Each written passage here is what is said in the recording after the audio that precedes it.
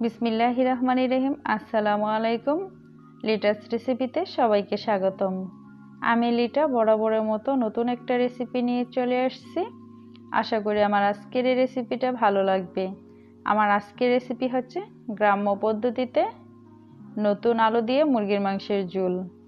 একদমই গ্রামের মা, চাচি, দাদিরা যেভাবে মুরগির মাংসের ঝোলটা রান্না করে আমি সেইভাবেই কিন্তু আজকে রান্না করে দেখাবো। আর একদমই কিন্তু খেতে অন্যরকম লাগে। আর তাও যদি মুরগির মাংসের ঝোলটা নতুন আলু দিয়ে হয় তাহলে কিন্তু আর কোনো কথাই হয় না। তো চলুন আমার সাথেই থাকুন, আমি কিভাবে রান্না করি সেটাই শেয়ার করি। তো প্রথমে চুলায় এসে একটা পাতিল বসিয়ে দিলাম এবং পাতিলের মধ্যে দিয়ে দিচ্ছি পরিমাণ মতো তেল। এখন আমি একে একে গরম মশলাগুলো দিয়ে দিব। তো আমি এখন দিয়ে দিব 7-8টা সাদা এলাচ দিয়ে দিলাম 4 টুকরো দারচিনি, 2টা তেজপাতা টুকরা করে নিয়েছি। আমি হাফ কাপ পরিমাণ পেঁয়াজ কুচি দিয়েছি। তো পেঁয়াজটাকে আমি জাস্ট 2 মিনিটের মতো একটু মশলার সাথে ভেজে নিব। তো পেঁয়াজটাকে কিন্তু আমার ভেজে নেওয়া হয়ে গেছে। এখন আমি দিয়ে দিব 2 চা চামচ পেঁয়াজের পেস্ট। আর এই পেঁয়াজের পেস্টটা সম্পূর্ণই অপশনাল। আমি মাংসের ঝোলটাকে ঘন করার জন্য পেঁয়াজের পেস্টটা দিয়ে নিয়েছি। আপনারা চাইলে কিন্তু শুধু পেঁয়াজের কুচি দিয়েও এই রান্নাটা কমপ্লিট করে নিতে পারেন। তো 2 মিনিটের মতো পেঁয়াজের পেস্টটা আমি পেঁয়াজের সাথে ভেজে নিয়েছি। আর এখন আমি দিয়ে দিব বাকি বাটা মশলাগুলো। তো এখন হচ্ছে আমি আদা রসুন পেস্ট 2টা একসাথে মিলিয়ে আমি 3 চা চামচ দিয়েছি। আর এখন আমি দিয়ে দিব 1 চা চামচ জিরা পেস্ট। যদি আপনাদের আদা রসুনটা আলাদা করে থাকে সেক্ষেত্রে কিন্তু 1.5 চা চামচ করে দিয়ে নিতে পারেন, বা অনেকেই একটু মশলাটা বেশি খায় বা অনেকে একটু কম খায়, সেক্ষেত্রে কিন্তু আসলে মশলাটা যার যার রুচির উপর ভিত্তি করেই হয়। তো আমি এখানে আদা রসুন এবং পেঁয়াজের পেস্টটাকে একটু ভেজে নিয়েছি যাতে করে এই মশলার কাঁচা গন্ধটা চলে যায়। তারপরে আমি দিয়ে দিচ্ছি স্বাদ মতো লবণ, দিয়ে দিব এখন লাল মরিচের গুঁড়া 2 চা চামচ।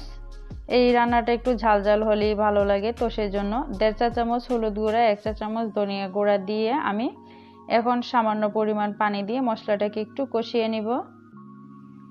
তো আমার মরিচটা এমনিতেই একদম লাল টকটকা, তো সেজন্য আসলে আরও বেশি লাল লাল দেখা যায়। আসলে ততটাও এটা জাল হয়নি। আপনাদের মরিচটা যেরকম জাল, যে যতটুকু খাবেন সেই মাপ করেই দিয়ে নেবেন। তো আমি অল্প করে পানি দিয়ে মশলাটাকে 2 বার করে কষিয়ে নিব। আর মশলাটা যতটা ভালো কষানো হবে আমার রান্নাটাও কিন্তু ততটাই ভালো হবে। তো আমি এভাবে 2 বার করে মশলাটাকে কষিয়ে নিচ্ছি। তো আমি এইভাবে মশলাটাকে 2 বার করে একটু কষিয়ে নিব। আর মশলাটা যত ভালো কষানো হবে ততই কিন্তু রান্নাটা ভালো হয়। তো আমার মশলাটা কষানো হওয়ার পরে আমি এখন দিয়ে দিচ্ছি মুরগির মাংসগুলো। আর মাংসটাকে আমি খুব ভালো করে ধুয়ে নিয়েছি। আর এটা হচ্ছে অনেকে পাকিস্তানি মুরগি বা অনেকে কক মুরগি বা অনেকেই সুরমা মুরগি বলে থাকে। তো যে যেই নামে চিনুক না কেন আমি সেই মুরগিটাই দিয়ে দিয়েছি। মানে পাকিস্তানি মুরগিটা একটু বড় সাইজের মুরগি ছিল। তো বড় সাইজের মুরগিটা কিন্তু একদমই দেশি মুরগির মতোই হয়। তো মুরগি মাংসটাকে দিয়ে আমি 5 মিনিটের মতো মশলার সাথে একটু কষিয়ে নিয়েছি। খুব বেশি কষাতে হবে না। আর এই মুরগির মাংসটা কিন্তু খুব তাড়াতাড়ি হয়ে যায়।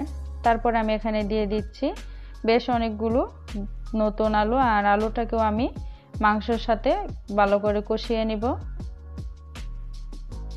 তো আমি একটু ডেকে আমি আবার মাংসের সাথে আলুটাকে কষিয়ে নিচ্ছি। তো আমি ডেকে দেওয়ার পরে কিন্তু বেশ পানি উঠেছে। আর এই পানিতেই কিন্তু আলু এবং মাংসটা মশলার মধ্যে কষানো হয়ে যাবে। আর একদমই ইজি কিন্তু এই রান্নাটা, যে কেউ কিন্তু করতে পারে, জাস্ট একটু দেখে নিলেই হয়। আর আশা করি যারা নতুন গৃহিণী আছেন এই রেসিপিটা ফলো করে এই রান্নাটা করলে তখন পরিবারের সবাই খুবই পছন্দ করবে আর বুঝতেই পারবে না যে আপনি আসলে একটা নতুন গৃহিণী। তো দেখুন আমার মাংসটা কিন্তু একদম কষানো হয়ে গেছে, কারণ উপর থেকে দেখে বোঝা যাচ্ছে যে তেল ছেড়ে দিয়েছে। আর তেল ছেড়ে দেওয়া মানেই কিন্তু মাংসটা ভালো করে কষানো হয়েছে। তারপর আমি পরিমাণ মতো ঝোল দিয়ে দিলাম। আর ঝোলটা আমি একদম গরম পানি দিয়েছি। আপনারা চেষ্টা করবেন গরম পানিটাই দেওয়ার জন্য, তাতে করে তরকারিটার কালারটাও ভালো হয়। তো আমার রান্নাটা কিন্তু প্রায় হয়ে এসেছে। এখন আমি দেখে দিব যে লবণটা ঠিক হয়েছে কিনা। যদি প্রয়োজন পড়ে আমি লবণ আর একটু দিব, আর যদি লবণ না লাগে তাহলে আর দেওয়া লাগবে না। তো আমার লবণটা ঠিকই ছিল, আর লবণ দিতে হয়নি। তো এখন আমি জাস্ট চুলার আঁচটা একটু কমিয়ে ঢাকনাটা সরিয়ে এটাকে 5 মিনিটের মতো রান্না করে নিব। আর এতে করে উপরে তেলটা বেশি উঠবে, আর তরকারি কালারটাও কিন্তু অনেক সুন্দর আসে। তো সেইভাবেই আমি রান্নাটা করে নিয়েছি। তো তৈরি হয়ে গেল আমার দারুণ স্বাদের নতুন আলু দিয়ে মুরগির মাংসের ঝোল। তো যারা নতুন গৃহিণী আছেন তারা চেষ্টা করবেন এভাবে একবার হলেও রান্না করতে, খেতে অসম্ভব ভালো লাগে। তো সবাই ভালো থাকেন, সুস্থ থাকেন। আল্লাহ হাফেজ, আসসালামু আলাইকুম।